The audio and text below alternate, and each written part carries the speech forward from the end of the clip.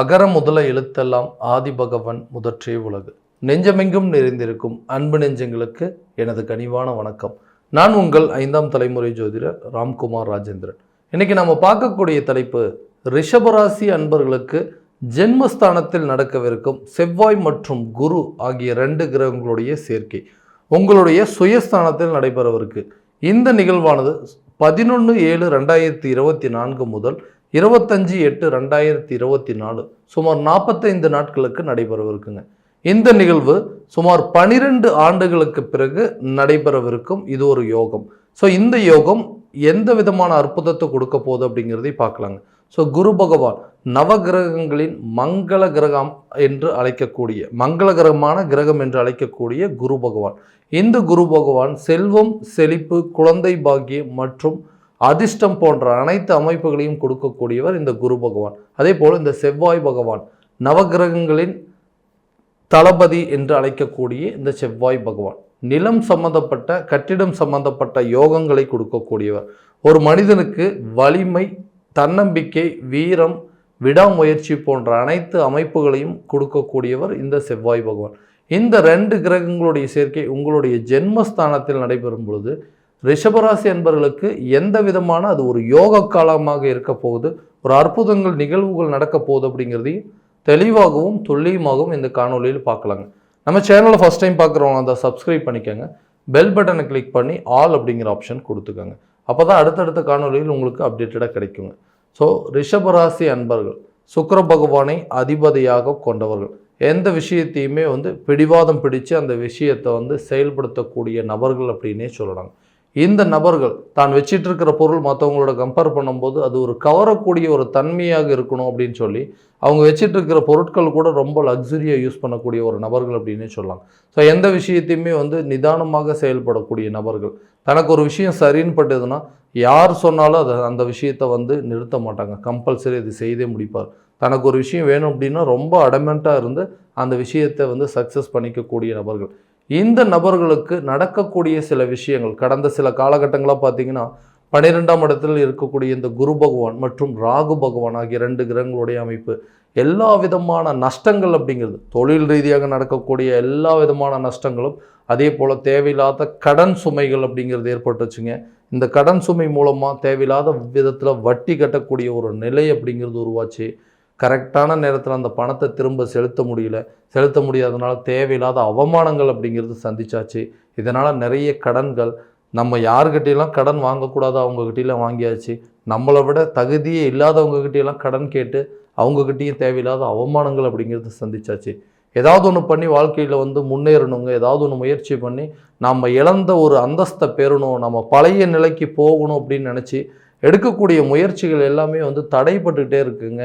So எந்த விதத்துலையுமே எனக்கு பெரிய இம்ப்ரூவ்மெண்ட்டே இல்லை. ஒரு வேலைக்கு என்னால் சரியாகவே போக முடியல, வேலையும் கிடைக்கல, அப்படியும் கிடைச்சாலும் அந்த வேலையில் என்னால் நிரந்தரமாக இருக்க முடியல. நான் நினச்ச வாழ்க்கை ஒன்று, இப்போ நடந்துகிட்ருக்கிற வாழ்க்கை ஒன்று, ஆசைப்பட்ட வாழ்க்கை அப்படிங்கிறது அமையல, கிடைச்ச வாழ்க்கையாவது நல்லபடியாக கொண்டு போகணும் அப்படின்னு சொல்லி நிறைய முயற்சிகள் பண்ணிகிட்ருக்கேன். அதுவும் கரெக்டான ரீதியில் சரியாக நடக்க மாட்டேங்குது. ஸோ இந்த அமைப்பு இப்படி தான் இருக்குமா, நம்ம வாழ்க்கை கடைசி வரைக்கும் இப்படியே தான் போயிருமா அப்படின்னு நினச்சி சில காலகட்டங்களில் இந்த வாழ்க்கையே நமக்கு வேண்டாம், பேசாமல் ஏதாவது எல்லாத்தையும் விட்டுட்டு போயிடலாம் அப்படிங்கிற ஒரு நிலை. அதுக்கடுத்து தான் நம்மக்கிட்ட இருக்கக்கூடிய பொருட்கள் அனைத்துமே இழக்கக்கூடிய ஒரு நிலை. எதை தான் இழக்கணும், எல்லாமே நம்ம கையை விட்டு போயிட்டே இருக்குங்க. இந்த நிலை இப்படியே தொடர்ந்தது அப்படின்னா நான் ஒன்றுமே, அதாவது எனக்கு ஒரு தன்னம்பிக்கை அப்படிங்கிறதே இல்லாமல் போயிருங்க. இந்த நிலையெல்லாம் மாறாதா? ஒரு நல்ல காரியங்களை செயல்படுத்தணும்னு நிறைய முயற்சி பண்ணுறேன். ஸோ அந்த காரியத்திற்கு நிறைய தடைகள் அப்படிங்கிறது வந்துகிட்டே இருக்குது. இந்த அமைப்புகள் எல்லாமே இருக்க கடைசியில் இந்த நம்மளுடைய ஜாதக அமைப்பே இப்படி தான் இருக்கா, இல்லை நம்மளுடைய கிரக அமைப்புகள் இப்படியா, இல்லை நம்ம தலையெழுத்து கடைசி வரைக்கும் இப்படியே தான் போயிடுமோ அப்படின்னு நினச்சி நிறைய விஷயங்கள் யோசித்து எதுக்கு எடுத்தாலும் விரையுங்க, எது எடுத்தாலும் நஷ்டம், தொட்டது தொடங்க மாட்டேங்குது. ஒரு ரூபா ஒரு 100 ரூபா சம்பாரிச்சா 1000 ரூபா செலவாயிட்டுருக்கு.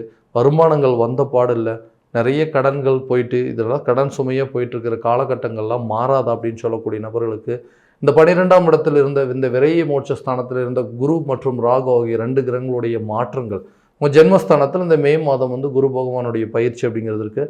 அதே போல் உங்களுடைய ஜென்மஸ்தானத்தில் இந்த 11ஆம் தேதி நடைபெறவிருக்கும், இந்த ஜூலை மாதத்தில் நடைபெறவிருக்கும் இந்த கிரகங்களுடைய பயிற்சிங்க. ஸோ உங்களுடைய ஜென்மஸ்தானத்தில் நடைபெறும் பொழுது இதுவரை நீங்கள் இழந்த சில இழப்புகள், அதாவது நிறைய விஷயங்கள் உங்களை கைமீறி போயிருக்குங்க, உங்களை இழந்திருப்பாங்க. அதாவது ஒரு தொழில் ரீதியாக தொழில் ஒன்று ஆரம்பிச்சுட்ருக்கோம், திடீர்னு அந்த தொழில் எங்கே போச்சுன்னே தெரியலைங்க, டோட்டலாக லாஸ் ஆயிடுச்சு, அந்த தொழிலை மறுபடியும் திரும்ப நடத்த முடியுமா அப்படிங்கிற யோகமே எனக்கு இருக்கா, இதை மறுபடியும் நான் ரீஸ்டார்ட் பண்ணணுமா, இந்த மாதிரி சூழ்நிலையில் இருக்குது, எந்த விதத்துலையும் எனக்கு சப்போர்ட்டே கிடைக்கலன்னு சொல்லக்கூடிய நபர்களுக்கு இந்த காலகட்டங்களில் கண்டிப்பாக உங்களுக்கு உடன் இருப்போர் ஏதாவது ஒரு விதத்தில் சப்போர்ட் எடுக்கும். நீங்கள் எதிர்பார்த்துட்டு இருந்த இடத்துல பண வரவுகள் அப்படிங்கிறது கிடைக்குங்க.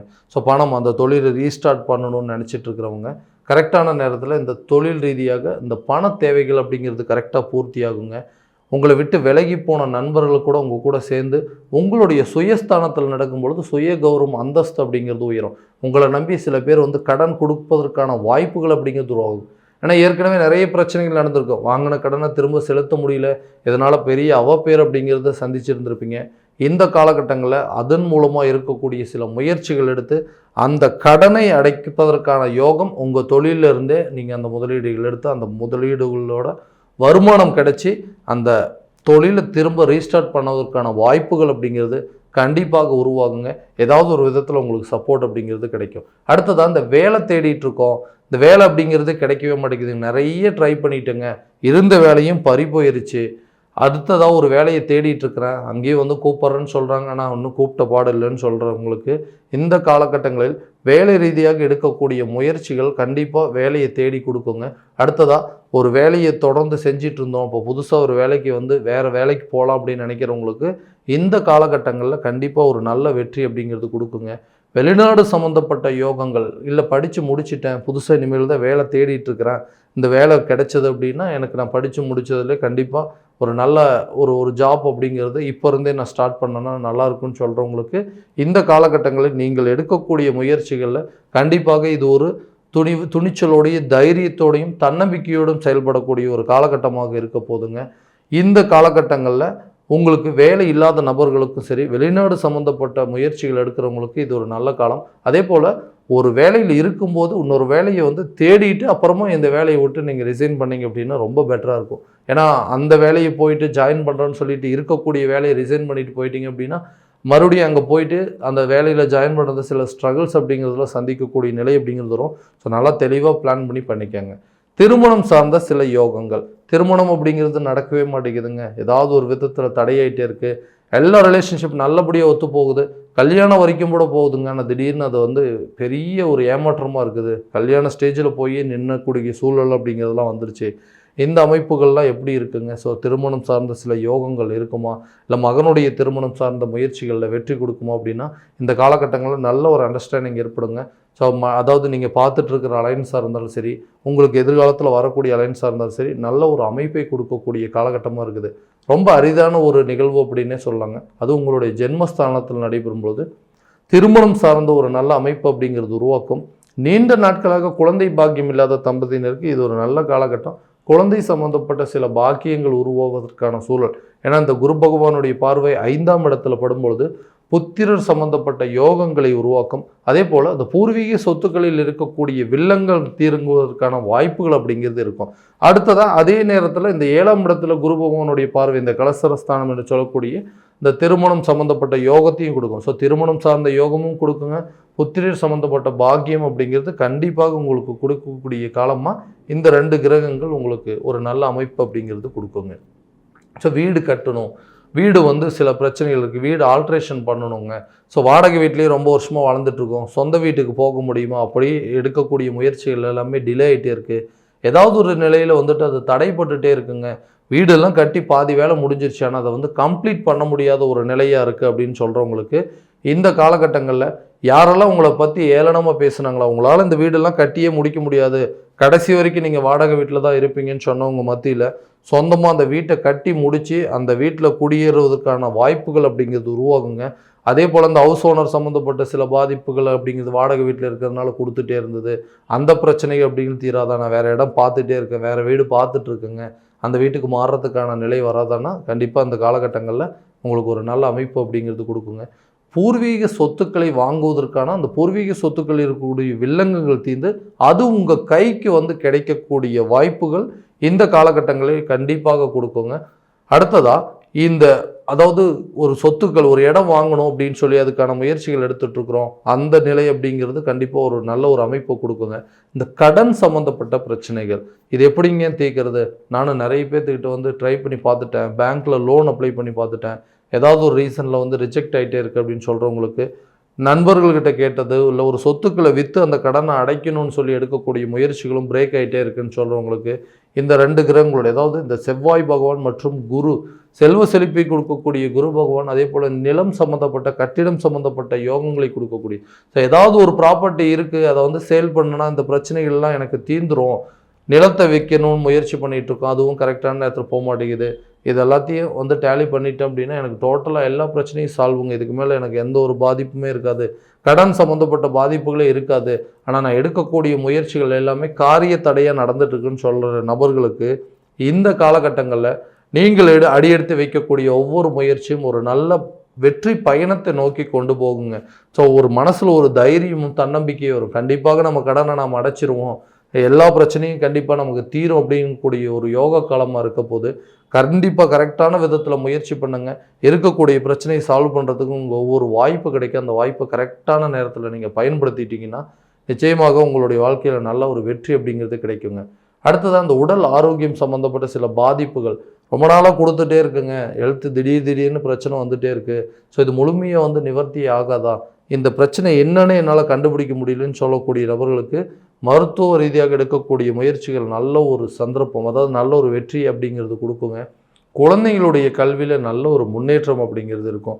ஸோ இது வரைக்கும் இருந்த இந்த விரைய செலவுகள் அப்படிங்கிறதெல்லாம் விலகி நீங்கள் செய்யக்கூடிய காரியங்கள் அனைத்தும் சுப விரயங்களாக மாறக்கூடிய காலகட்டமாக இருக்க போகுது. இன்னும் நிறைய நஷ்டப்பட்டீங்க, ஹாஸ்பிட்டல் செலவுங்க, எதுக்கெடுத்தாலும் நஷ்டம் வந்துட்டே இருக்குது, நம்ம எதிர்பார்க்கவே இல்லை, ஆனால் இந்த நேரத்தில் திடீர்னு இது ஒரு செலவுகளாக இருக்குது அப்படின்னு சொல்லிட்டு இருந்த காலங்கள் போய் இப்போ நீங்கள் செய்யக்கூடிய செலவினங்கள் அனைத்தும் சுப காரியங்களுக்கு உண்டான செலவுகளாக மாறுவதற்கான தருணமாக இருக்க போது இந்த செவ்வாய் மற்றும் குரு பகவானுடைய சேர்க்கை உங்களுடைய ஜென்மஸ்தானது. ஸோ வேலை தேடிட்டு இருக்கிறவங்களுக்கு சரிங்க, திருமணம் சம்மந்தப்பட்ட யோகங்கள், பூர்வீக சொத்துக்களில் இருக்கக்கூடிய பிரச்சனைகள் அப்படிங்கிறது தீர்றது, திருமணம் சம்மந்தப்பட்ட பாக்கியங்கள் அப்படிங்கிறது கொடுக்கறதுக்கான எல்லா அமைப்பும் இந்த காலகட்டங்களில் உங்களுக்கு நடக்க போகுது. ஸோ ரிஷபராசி நண்பர்களுக்கு இந்த 12 ஆண்டுகளுக்கு பிறகு நடக்கவிருக்கும் இந்த குரு மற்றும் செவ்வாய் ஆகிய 2 கிரகங்களுடைய சேர்க்கை எல்லா விதமான வளங்கள் அப்படிங்கிறது கொடுக்கறதுக்கான தருணமாக இருக்க போதுங்க. ஸோ இது வரைக்கும் நம்ம பார்த்ததெல்லாம் பார்த்தீங்கன்னா கோச்சார பலன்கள் மட்டும்தான். இந்த பலன்கள் அனைத்தும் உங்களுக்கு நடக்குமா அப்படின்னா உங்களுடைய ஜனன ஜாதகத்தையும் இந்த கிரக அடைவுகள் ரெண்டையுமே ஒப்பிட்டு பார்த்துட்டு அதற்குண்டானபடி சில முயற்சிகள் எடுத்தீங்க அப்படின்னா கண்டிப்பாக எல்லா விதமான வெற்றிகள் அப்படிங்கிறது உங்களுக்கு 100% கிடைப்பதற்கான சூழல் அப்படிங்கிறது உருவாக்குங்க. உங்களுடைய ஜாதகம் எங்கிட்ட பார்க்கணும் அப்படின்னு ஆசைப்பட்டீங்கன்னா கீழே தெரிகிற கான்டாக்ட் நம்பருக்கு கால் பண்ணிவிட்டு அப்பாயின்மெண்ட் ஃபிக்ஸ் பண்ணிக்கோங்க. அப்படி இல்லையா உங்களோட ஜாதகத்தை வாட்ஸ்அப் மூலமாக அனுப்பிச்சி வச்சிங்க அப்படின்னா கூட அதை தெளிவான முறையில் கணிச்சு துல்லியமான பலன்கள் அப்படிங்கிறது உங்களுக்கு தெரியப்படுத்தப்படுங்க. மீண்டும் அடுத்த காணொளியில் உங்களை சந்திக்கும் வரை உங்களிடமிருந்து விடைபெறுவது உங்கள் ராம்குமார் ராஜேந்திரன். நன்றி.